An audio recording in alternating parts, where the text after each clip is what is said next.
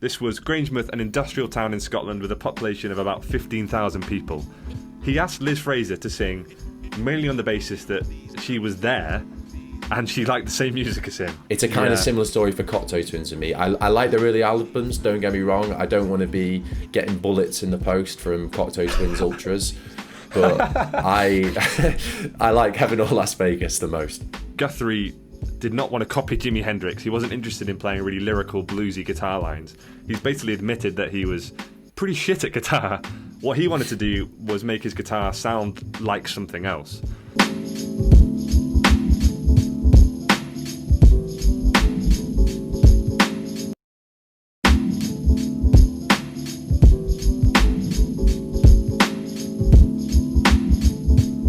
Hello, welcome back to Death with the Record, and this is the penultimate episode of Series 1, and we're looking at Cocteau Twins Heaven or Las Vegas, released in the year 1990. Now, as many of you will know, usually we open this podcast with looking at the year in music. We've already done an episode on Tribe Called Quest, People's Instinctive Travels, and that was also released in 1990.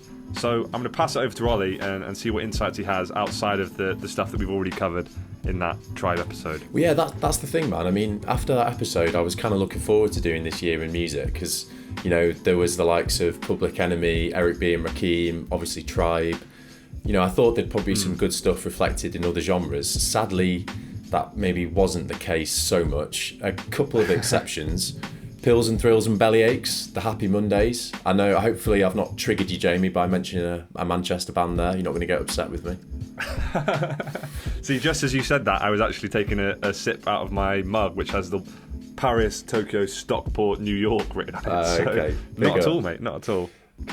Another Manchester band, The Fall, brought out Extricate, which was actually made immediately after Marquis Smith's divorce, but that's a really, really good album. Funnily enough, Jamie, I actually had a message from my mum the other day. So we're on to episode 9 now, and she's finally started listening to the podcast, and I think she's been enjoying it. But she sent me an email the other day saying, Northern Moral Framework, ? I was thinking she's fully gone mental. I don't know what she's talking about here. Anyway, it turns out she'd been listening to an episode where you've been slagging off Richard Hawley and me for liking him because he's from Sheffield. I've got to let you know, mate, she was pretty vexed about that. So if you want to stay in her good books, you better back off the Happy Mondays and The Fall. No, mate, all that inspires me to do is to flesh out my theory of the Northern Moral Framework, which I will be publishing one day, and I'll send it to your mum. But that's funny. I'll have to give a word with it. Anyway, back to the podcast. There was one more album that stood out to me that was released in 1990. It was designed as a kind of spin-off from a very, very popular television programme back in the day. It debuted in 1989, and he's actually still producing episodes today, although sadly the quality has dropped off a cliff quite a long time ago. I'm wondering if you can guess what the TV show is, Jamie. Is it animated by any chance? It is animated. The Simpsons? The Simpsons, correctamundo, yeah. Course, yeah. So started in 89 and was obviously massively successful. And basically in 1990, there was a kind of spin-off record release called The Simpsons Sing the Blues, which basically contained like a bunch of originally recorded music about different characters and their life in Springfield. Interestingly, there's quite a few famous musicians that actually appeared on this record. B.B. King, if you can believe it. DJ Jazzy Jeff of Will Smith fame. Yeah. Michael Jackson and Dr. John. And Michael Jackson actually produced and sung backing vocals on the kind of lead single from the record, which was called Do the Bartman. Unbelievably, this track went to number 1 in a slew of countries, including the UK. And I mean, for those of you that haven't heard it, maybe give it a little look.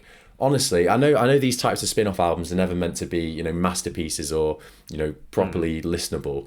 But this is just atrocious. I think it would be difficult to find a worse number 1 that went in the UK, I reckon. I think I can't believe that I'm going to be the one defending The Simpsons, but I quite like that. I think for taking it for what it is, I don't think it's as bad as you're making out. I think it's interesting as well that like it shows how popular The Simpsons was when it first started, that it could release a spin-off single that would go to number 1 in multiple countries. That's the thing. I mean, I think series like 1 to 7 of The Simpsons is probably about as good as television or art gets. But yeah, this album is definitely one to forget, I think. You knew that. Anyway, that was 1990 in music. Yeah, I knew that. I could hear that in your breath. I knew that would trigger you. As soon as you said the best that art gets, you just knew that I was going to be shaking my head. But probably something to do with that northern moral framework, probably. Anyway, should we move on to the album? Yeah, let's get going. All right. Heaven and Las Vegas, Cocteau Twins. To begin our discussion, as we often do, I wanted to return to the scene of the formation of the band. Because invariably I find that how a band comes to be ends up being reflected in their sound, and it definitely colours the narrative that gets told about their career. So this week, having returned to 90s New York in the Tribe episode, to 60s Greenwich Village with Joni Mitchell, and then mid-noughties Camden for Amy Winehouse, we are required to imagine ourselves back in 1979 in the town of Grangemouth, Scotland. Now, Grangemouth was and is a town whose economy is based around the petrochemical industry, specifically a large oil refinery. So, 1979, Margaret Thatcher had just come into power, and although she was yet to spite Scotland with the poll tax, I think it's fair to say that the prospects for young people in this area were fairly provincial. Working class teenagers were expected to go into the local industry. Now, having mentioned all that, Ollie, before recording, I asked you to look up the dictionary definition of the word alchemy. Have you done that for me? Yeah, I have done that, actually. So the definition is a seemingly magical process of transformation, creation, or combination, i.e., in a sentence, finding the person who's right for you requires a very subtle alchemy. Okay, well, with that noted, I am going to return to that word quite a few times throughout this conversation, because I can't think of a better way of capturing just how weird or fated the formation and the various musical parts of Cocteau Twins seem to be. So starting with how they formed, Robin Guthrie, the guitarist and the programmer of the drums for Cocteau Twins, was DJing at a local punk night in Grangemouth, and when he would play the more obscure influences of his, bands like The Birthday Party, the pop group, Elizabeth Fraser, the eventual singer in the band, was the only one in the crowd who kept on dancing. So eventually, having struck up a bit of a friendship on these grounds, Guthrie asked her to be in the band. Now, the important thing to note here is that he had absolutely no idea if she could actually sing. He'd never even heard her try. This was Grangemouth, an industrial town in Scotland with a population of about 15,000 people. He asked Liz Fraser to sing mainly on the basis that she was there and she liked the same music as him.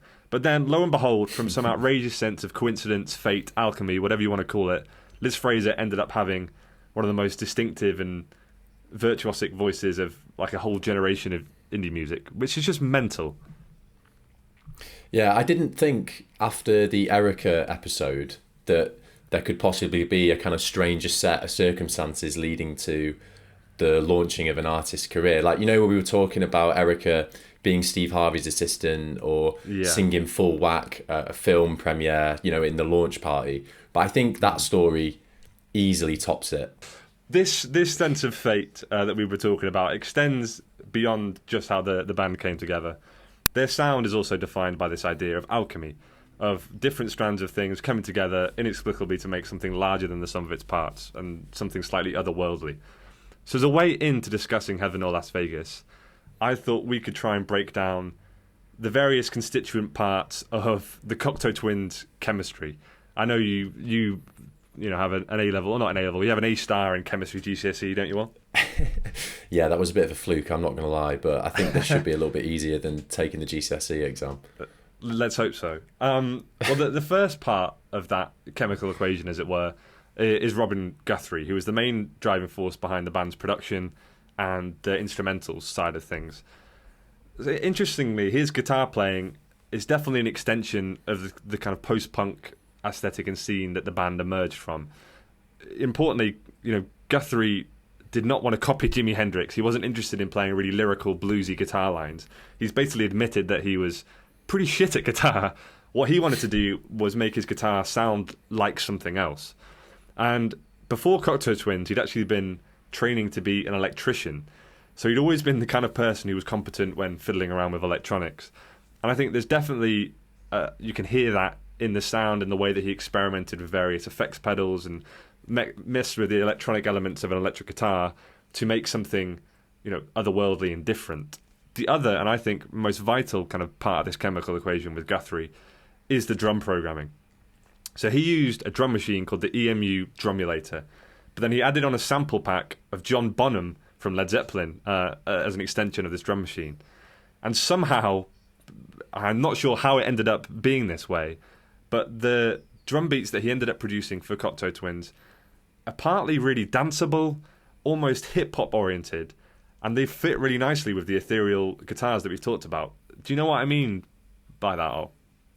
Yeah. Because I think when I listen to their music, I think the echo on the drums is where the link to hip-hop kind of becomes most explicit. Because I think some of the production, particularly with the snares and like the kick drums, they're definitely very similar to like some of my favourite hip-hop producers from the 90s. Like if I listen to, I don't know, like a Gangstar track produced by DJ Premier, and then, the odd Cocteau Twins track, I can definitely see similarities. I'm not sure I 100% agree with you that it's super danceable. Like I think I'd probably get down to some of their music in the same way I'd get down to like an upbeat Cure track. I don't see this as being electronic music, despite Guthrie's, abilities with electronics, as you've been saying. I don't think that this is like rave music, if you like. It's definitely euphoric, and euphoria is a part of dance music, but not just dance music alone, if you know what I mean. Yeah, I know what you mean. Maybe it's best if I kind of redefine the danceable element. I think obviously this is not rave, but I do think it's picking up on some of the undercurrents that would lead into the emergence of the rave scene and the acid house scene in the UK. Like if you listen to a track like Soon on Loveless by My Bloody Valentine, that's doing similar things. Or even if you listen to Stone Roses' debut that was released, I think, the year before this, none of them are necessarily electronic music, but they're all picking up on a similar kind of undercurrent that was obviously there in the UK at the time. And it's funny that you mentioned Robert Smith, because there's a great interview in which he talks about the fact that he danced to Cocteau Twins music when he was getting ready for his wedding. So there you go. Really? I guess it all connects together that way. But what would you say is the other main chemical component in this alchemy, if you will? I mean, it's surely Lizzie, isn't it? I mean, yeah. I think the word you used to describe her earlier on was distinctive, and I think that pretty much hits the nails on the head. I think for the uninitiated, you might be left wondering what on earth is this person singing about on a lot of Cocteau Twins songs, because it can be nearly impossible sometimes to kind of work out what she's saying, and there is a reason for that. Some of her lyrics were formed from going through books and dictionaries in languages that she can't speak and doesn't understand, and basically forming lyrics from that. So before Heaven or Las Vegas, she had a preponderance for singing in Gaelic, as one example. And a radio DJ actually asked her the reason for this, like why do you do it? And she gave a really, really intriguing response. For those that don't know, Robin Guthrie has described her in the past as someone who's basically painfully shy, and to quote the Cocteau Twins website, self-conscious to an almost pathological degree. Yeah. And she's basically said that she found a freedom working with other languages that she couldn't find writing in English. And she said that, I felt like I was shark bait, I was inadequate, and it's a coping skill. So it's basically just all coming back to her shyness and her self-conscious character. I think you're definitely right with the assertion of her being unique, but I reckon the other word that I want to throw in there to describe her lyrics and her singing is probably unsettling. I don't know if you agree with me there. I don't know. I feel like we kind of have a different way of looking at her lyrics and her singing, because to me, I don't find it unsettling. To me, it doesn't matter at all that I can't understand what she's saying and what the lyrics actually mean. The way I think about it is obviously her voice has quite a strong operatic quality to it, right? And it's not that I spend a lot of time listening to opera, but when and if I do, obviously it's all sung, or mainly sung in German or Italian anyway. So I can't understand what they're literally singing, but they're still able to convey emotion, to make the lines seem lyrical, and then to convey a story. To me, Liz Fraser does that too, and I just completely compartmentalise it. I think, all right, well, I'm never going to really understand what the lyrics are. That doesn't matter to me. They're trying to do something else. But I get the sense that you kind of find that a bit frustrating, though. No, because I agree with what you're saying. Like, if I'm listening to, like, as you say, German krautrock music, I'm not bothered because I can't speak German. But I think with Liz, because she does sing in English now and again, I used to kind of get a bit frustrated and annoyed when I can hear her speaking in a language that I'm familiar with, but I can't decipher the meaning. And I think it probably signifies that I should try and, like, number one, relax a little bit more. Number two, just enjoy the music for what it is rather than trying to work it out like a Rubik's Cube and work out what the song means. And I guess, to be honest, this probably isn't helped by the fact that we've gone from Joni Mitchell, who's about as revealing and transparent as possible, to then going to the Cocteau Twins, who were kind of shrouded in mystery and anything but. Yeah. And, you know, lyrics are obviously they're really important to me, and they're a massive part of why I enjoy music, which is why I can struggle with the group a little bit sometimes. But I think, as you say, they've definitely taught me a valuable lesson where you don't always need to be completely lucid or transparent about lyrics in order to get a message across. Like, sometimes Lizzie's voice can do that for you, even if you don't understand what she's saying. So I think it's definitely a valid point. Yeah, absolutely. I think the other thing as well is almost, artists can be too obsessed with conveying lyrical meaning sometimes. And a good example is that if any artist, and there are some out there, they go on genius.com and then they post and analyse and explain their own lyrics to the public. And if you do that, just fuck yourself, really. Like, I'm all for revealing lyricism, but it would be like if a poet wrote a poem and then did a lecture on his own poetry. It's just like, it's so self-obsessed. And I think for me, listening to Cocteau Twins, I sometimes find it quite refreshing because I'm just like, right, I don't even need to engage with the lyrical content in a literal sense. I can just let the meaning and the emotion that it provides kind of wash over me in that way instead. But speaking of lyrics, on this album, Heaven or Las Vegas, the lyrics are actually a bit more intelligible than on their earlier work. And I think this is partly because of some changes in circumstances in the band. So the period before and during the recording of this album was defined by a few key life events. So Robin Guthrie and Liz had a baby girl together called Lucy Bell. Simon Raymond, who I can't believe we haven't mentioned yet, bassist, synth player, composer in the band, amazing musician, he got married, but then also had to endure the death of his father, the composer Yvon Raymond. And then finally, Robin was also becoming increasingly dependent on drugs at this time. So there was a lot going on, and I think, to me, it seems to be setting things up for this mix of euphoria, mourning, this pain, intimacy, cheap drug thrills, but then also more spiritual fulfillment with a child. I think obviously this album is called Heaven or Las Vegas after all. The duality is pretty clear. So, Ollie, what moments do you think capture the chaotic personal circumstances that surround this record? I'd say, off the top of my head, Ice Blink, Look, or Heaven or Las Vegas. I think probably the fact that they're the most comprehensible songs on the album probably plays a part. Like Ice Blink, Look, for example, I don't think there's a Cocteau Twins song where they've ever been more easy to understand just in terms of lyrics. Yeah. And I think the chorus is something like, "You're the match of cherry coal that will burn this whole madhouse down." I mean, number one, what a beautiful image. But number two, for me anyway, that's a clear reference to Lizzie's child and her relationship with Robin. And I think what you've just said there, obviously the record is about being on a knife edge between joy and disaster. And I think this song is obviously, a really true reflection of that. I've got to mention Heaven or Las Vegas. Again, as you say, it's kind of, it does what it says on the tin. It's kind of on the title. I'd say this is easily my favourite track on the record. I think it's one of the most euphoric songs that I've ever heard. I don't know if you agree.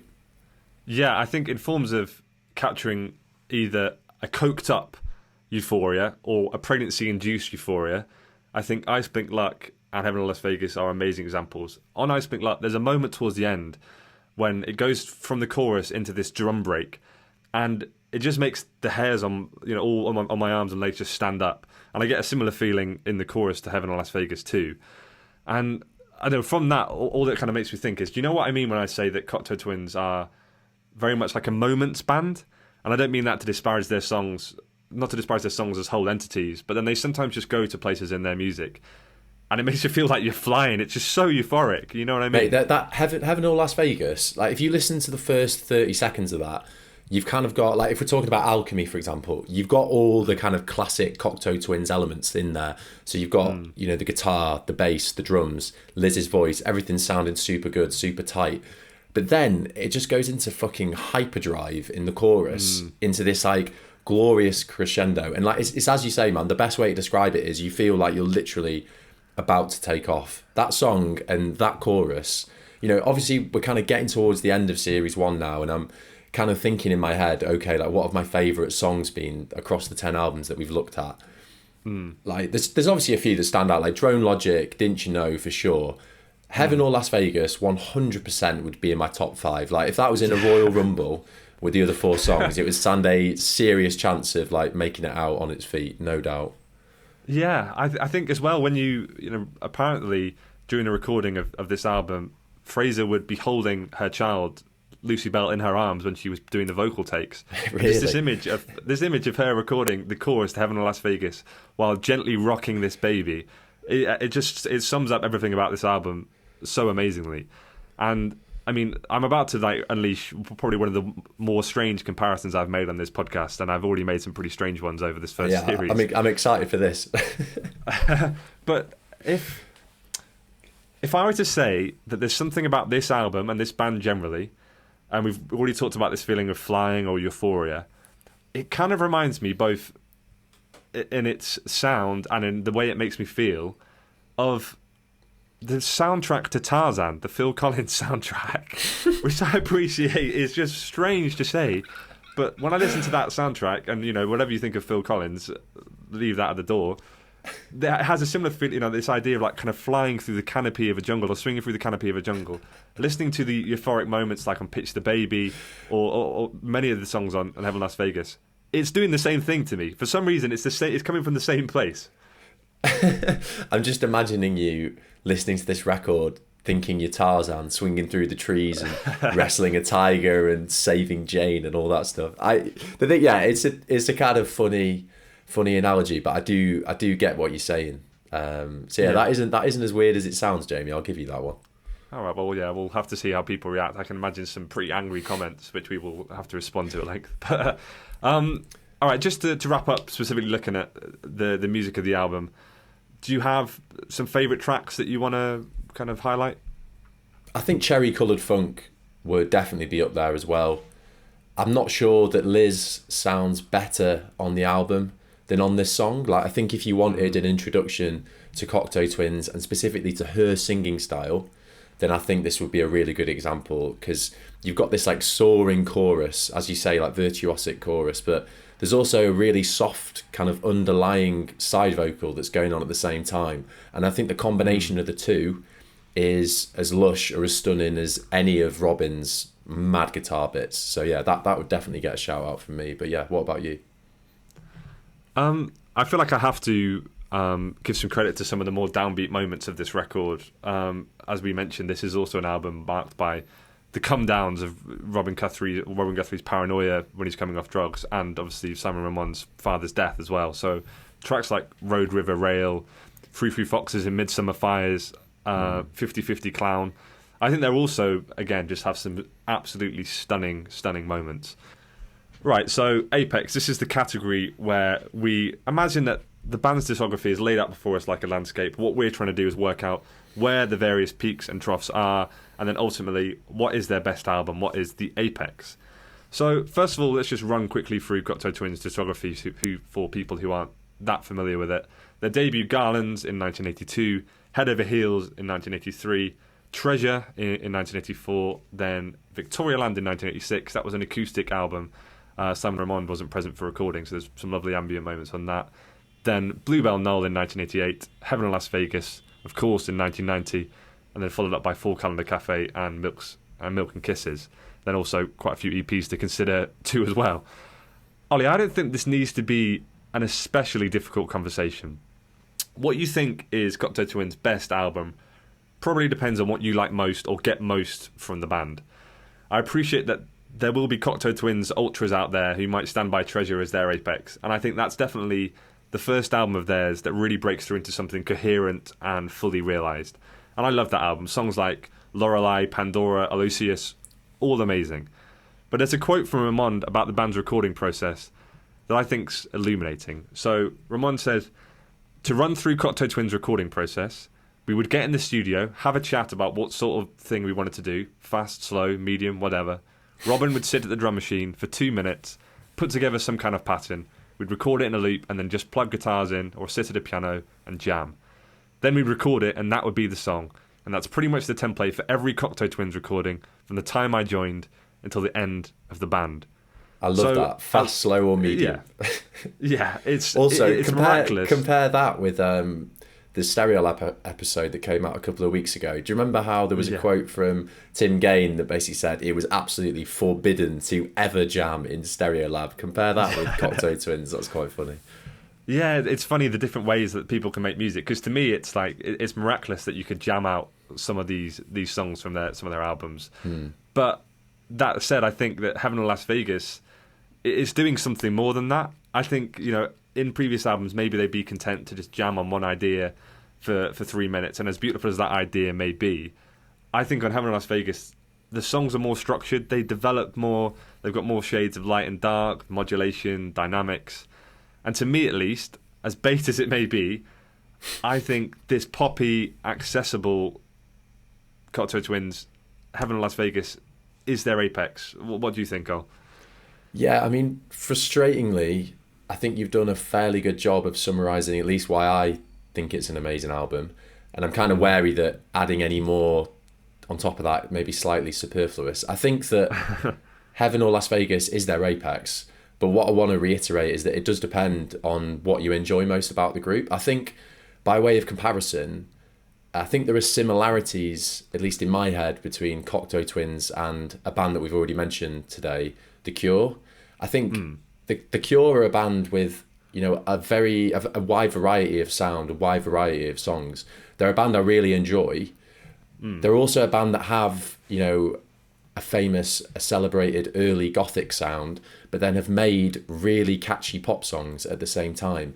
And I like them both, but if you had to push me, I'm gonna want to hear stuff like Close to Me, In Between Days, over stuff like albums like 17 Seconds or Pornography if I'm seeing them live.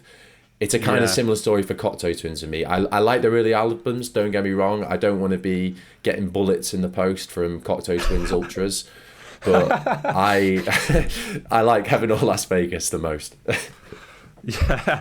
That's well summed up. Obviously, they haven't released anything since they split up after Milk and Kisses.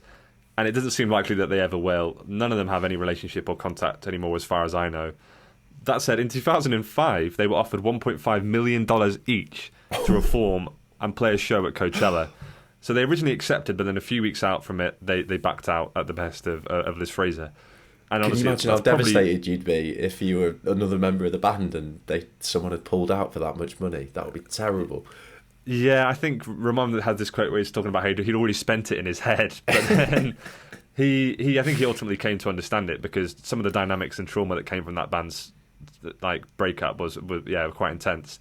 Anyway, this got me thinking about other examples of when musicians have turned down just mad sums of money to reform or play a gig or a show. So Oasis, Ollie, Liam Gallagher apparently says that Noel turned down $100 million for a reunion tour, which is $100 million. I can't say I'm not too bothered about that. Apparently Richard Branson, the Virgin mogul, once offered Led Zeppelin $800 million to do a world tour.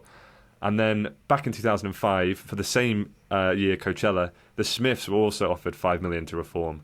But then, of course, did not do so, and I don't think they ever will because of Morrissey. So there you go. So in 2005, Coachella Festival could have had the Cocteau Twins and the Smiths played. That would have been a massive throwback, wouldn't it? All you need is New Order, and then you've just got like the absolute legendary 80s indie band. Anyway, what I wanted to ask you was, is there anything you wouldn't do on behalf of Death with the Record for $1.5 million? I think purely to piss you off, if someone offered us $1.5 million to do an episode on OK Computer by Radiohead, I think I'd turn it down. Fuck off. Oh, God. You knew that was going to get me, and it did. Bloody I've been hell. triggering Right. you big time today, haven't I? I've been You really have. trying to rile you. Ever since you mentioned the fact that your mum sent you that text with Northern Moral Framework, question mark, question mark, question mark, I've been riled up. Right, should we move on? Anyway, alternate cuts. Basically, in this segment, we try and engage with the major criticisms that surround the artist and just reflect on how our enjoyment of the record might be impacted. Occasionally, Jamie and I will throw out alternate thoughts or cuts and basically just try and consider how the album relates to wider culture. So, another reason that Heaven or Las Vegas continues to intrigue decades on is because it was the final record the group would produce while signed to 4AD, which was a British independent label founded back in 1980. And there's actually quite an interesting story about how the group got their original break. So I am quoting Robin Guthrie here, Jamie. Mm-hmm. Well, we made 2 tapes and I went to London with them and I gave one to Ivo, so that's Ivo Watts Russell, co-founder of 4AD, and the other one to John Peel, who was obviously a BBC radio DJ at the time. We had no phone, so I wrote down the number of the phone box down the road and call between 5 and 6 on the cassette tape. And I'd wait outside every night for a call. There was not a doubt in my mind they'd both ring. John Peel wrote us a nice letter saying that it was really good and everything. And Ivo phoned us and said, hey, want to come and make a record? We were sort of naive and into what we were doing so much that we almost sort of expected it. Of course we want to make a record. We're fucking good. You know, no trouble. Great story. Anyway, the Cocteau Twins signed in 82, the year their debut came out, and they released everything up to Heaven or Las Vegas with 4AD. Combined with the growing turmoil within the group itself that Jamie's talking about, their decision to leave was eventually tied to their breakdown in the relationship with Ivo Russell Watts. Anyway, this relationship between band and small independent label kind of got me thinking about other trends that you can notice about music in this time period. So I generally try and steer clear of sweeping statements that I'll end up regretting, but I'm hoping you're going to indulge me on this occasion, Jamie.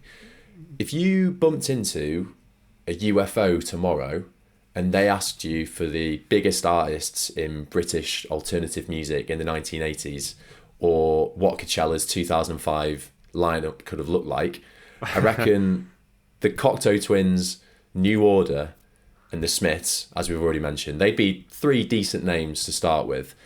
So throughout the 80s, Cocteau Twins were signed to 4AD, an independent label.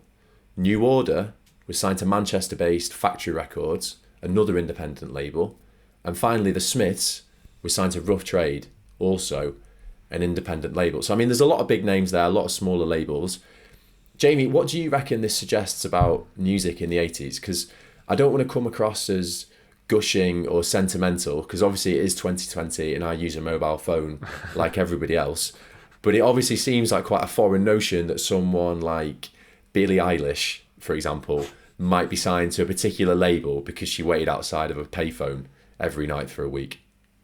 Well, I think it's a great question, but I also think it's important to be specific about it, right? Because as you say, a lot of this desire to return to a time with the indie labels is just sentimental, mawkish chat about bands that people used to like back in the day.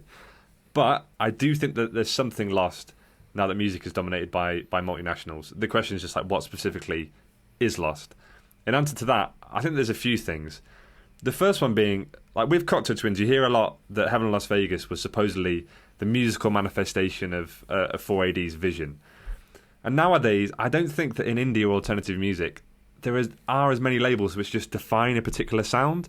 Like maybe with electronic music, that's still more prevalent. But like if you take like who's a popular indie artist right now, like King Cruel, he's signed to XL, who also basically have about 30 other massive indie artists with no particular thing connecting them all together. Now they're an independent label, XL Recordings, but they're also owned by a parent company called Beggars Group. And Beggars Group also own, you've guessed it, 4AD, Rough Trade, Matador and Young Turks. So even though they are independent labels, and I know that they advocate quite fiercely for indie label rights, it doesn't feel like quite the same thing to me. Yeah. I mean, because that's the thing about XL. It's like if you look at their roster, they've got King Cruel, as you say, but then there's like Sampha, Giggs. I'm pretty sure Adele. I'm pretty sure Radiohead. Their last couple of albums come out on that. It's kind of like where's the common thread here? Like where is the identifiable sound? And as you say, I don't really think there is one. As you also mentioned though, I think for electronic labels, it's a completely different story. I think it's much easier to pinpoint what the sound is, because usually it's the kind of thing where like a DJ or an artist has a specific vision or works in a specific sound and basically just sets a label up to give themselves or their friends a platform. And you know, if I blindfolded you and played you 3 tracks from say like Liberty Sound in Bristol, or you know, like Loafer's Swamp 81, or Feel My Bicep, or 17 Steps, or that kind of thing, I think you could very easily tell me which song came from which label. So I think in electronic music, those delineations is definitely still part of the scene. Yeah, I agree. The other thing about kind of this idea of indie labels that I wanted to bring up was that, you know, you told this story about Guthrie going down to London with a tape and then waiting outside of a phone box. And we've already talked about this sense of fate in this band. And I think maybe the rise of more monolithic labels, or even indie labels becoming more monolithic too, is that those kind of like casual twists of fate that lead to amazing, almost fluky musical projects like Cocteau Twins just doesn't happen as much these days.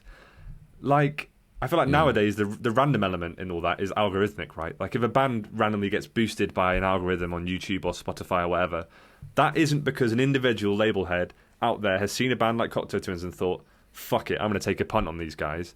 There's something much more mechanical and inevitable about it. It's the algorithm's leading you somewhere. It doesn't usually feel like you have a choice in the matter. It just does what it wants to do. You know what I mean? Like, to give an example of that, so Spotify's autoplay and radio recommendation algorithm has this weird habit of boosting particular songs. So the band Pavement, you would have thought, right, their most popular song on Spotify would be something off Crooked Rain, something like maybe Cut Your Hair. For some reason, their most popular song on Spotify, their most streamed song, is Harness Your Hopes, which is just a random obscure B-side from the 90s. And if you know, people have asked Spotify why this kind of thing happens with other artists, why are random small artists getting boosted, why are big artists getting random songs boosted? And a guy called Glenn McDonald from Spotify, who, believe it or not, holds the title of Data Alchemist, which is a complete coincidence because I hadn't seen that until after we talked about that earlier. He says that this jump in plays began in January of 2017, which is the same time that Spotify switched the autoplay preset and every listener's preferences from off to on. So the autoplay feature queues up music that resembles what you've just been listening to, based on like a series of sonic signifiers, which are too complex to really understand. So what that means is that Harness Your Hopes had been algorithmically determined to sound similar to a lot of other music, and then was frequently being autoplayed to the point that it took on a life of its own and then eventually eclipsed the band's other tracks. Now, as interesting and novel as that is not the same as Ivo taking a punt on Cocteau Twins because they sent him a tape. And I think that random element, maybe we're losing something. I think it's funny you mentioned that example, actually, because I remember reading an article about it. Because I'm not massively into Pavement or in any way that you are, but I remember, I think it was the lead singer said that he was in like a bakery or a coffee shop with his daughter, like who's very young and wanted like a croissant or something, and he went into the shop and he heard Harness Your Hopes playing, and he was like, what the fuck? Like, why is this on? And apparently he was just like, how on earth is this? How on earth am I in this random coffee shop in this B-side that I released, forgotten about, fucking arse end of nowhere on the internet, is now being played in here. But yeah, if you go on Pavement Spotify, it's the most listened song. I think to finish alternate cuts, and I'll chat about labels, I think it would definitely be prudent to mention that Robin Guthrie and Simon Ramond actually set up their own label in 1997 called Bella Union, although I think Robin basically moved to France a few years ago to kind of follow musical projects, so it's solely run by Ramond these days. I mean, first of all, there's some really cracking musicians on that label. Bella Union have pressed stuff by the likes of Beach House, Fleet Foxes, Spiritualized, Midlake, The Flaming Lips. Like, we could go on and on. You know, we've spoken a little bit today about, you know, these larger conglomerates kind of buying out smaller labels, but still posturing them and presenting them as independent beings to kind of make them look edgy and cool. That is not the case at all with Bella Union. They're firmly an independent label. So big up to Ramond and big up to all the artists killing it on there, because there's some seriously good releases. Big time. Right, should we finish with album cover nightclub, Jamie? Let's do it, lad. Nice one. Well, yeah, as always, we're going to end Death with the Record with the album cover nightclub. And this segment basically imagines a scenario where the album cover is queuing up to get into a nightclub, but Jamie and I are the bouncers. So we've seen Simon Ramond, Lizzie and Robin Guthrie enter the back of the queue. But, you know, we're not judging them on whether they look nice, whatever they're saying and whatnot. We've got 4 criteria and 4 criteria alone. Number 1, aesthetics. How does the cover look? Number 2, originality of the cover. Number 3, the harmony between music and artwork. And number 4, iconic status. Is this an iconic cover? As with any, you know, decent doorman, you know, there's levels to our nightclub. Highest level is go straight in, Hall of Fame, roll out the red carpet. VIP, not quite on that level, but still very, very solid. A commendable cover. Big up, you'll be invited back. Number 3, ticket on the door. You're just about sneaking in. You've managed to buy a ticket on Resident Advisor or something in the queue, but you're very close to being sent home. Number 4, name's knocked down, not coming in, no tickets, get lost, basically. So, to talk a little bit about Heaven or Las Vegas's cover, it was created by a guy called Paul West, who had actually already worked with the Cocteau Twins, designing their Blue Bell Knoll cover.